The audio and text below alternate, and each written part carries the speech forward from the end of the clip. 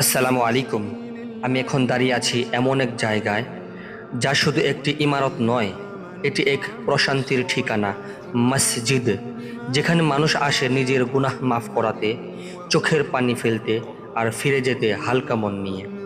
এই স্থান আল্লাহর ঘর।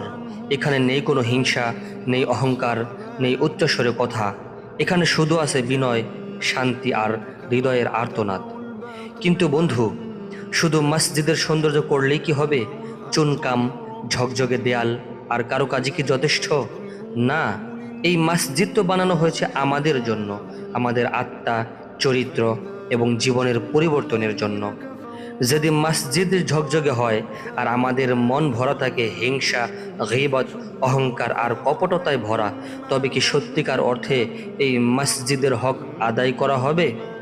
চলো মসজিদের মতো নিজেদেরও সাজাই, আমাদের মনকে পরিশুদ্ধ করি, আচরণকে নম্র করি, জীবনকে মসজিদের মতো পবিত্র করার চেষ্টা করি।